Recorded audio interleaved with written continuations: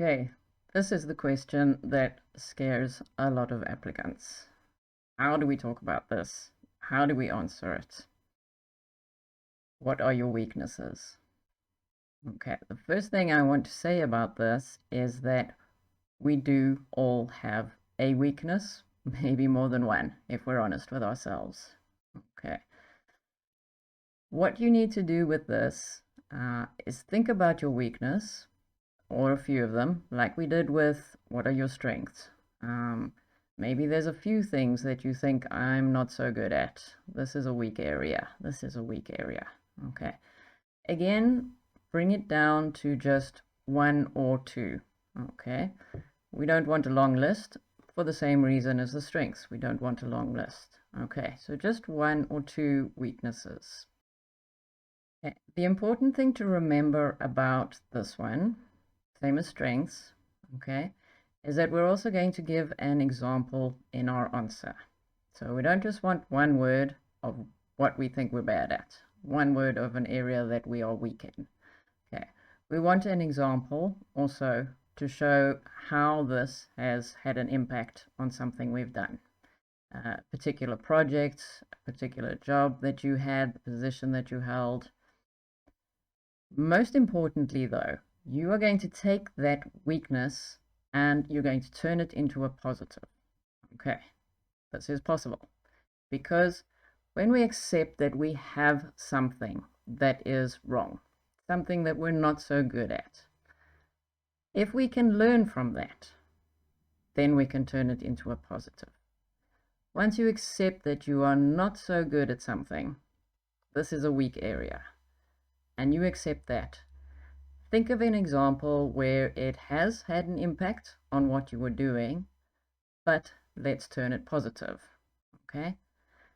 Make it positive in your example because we want you to show that you have learned from it, that you are working on it, that you have overcome it, that it is not a problem anymore, or if you still feel there's more that you can do, we mentioned that too.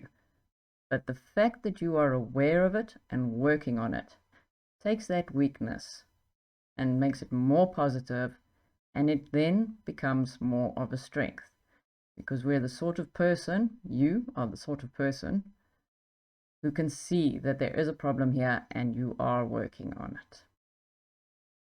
So now, when you are thinking about your weaknesses, okay, again, be honest. You can always hear when someone is being honest about something. It's also easier to come up with examples and situations and talk convincingly about how you are changing that when it's something real, something true. Yeah.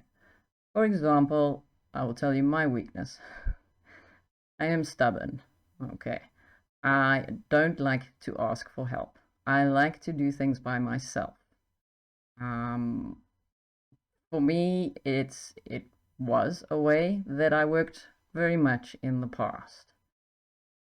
I did about 7 years ago, except that, okay, maybe I am a little bit too stubborn. And I realized in a particular project, after struggling for hours trying to do something, that this was actually not benefiting the company. It was wasting my time. I spent hours trying to resolve it. And as determined as I was to fix it, it was not good time management.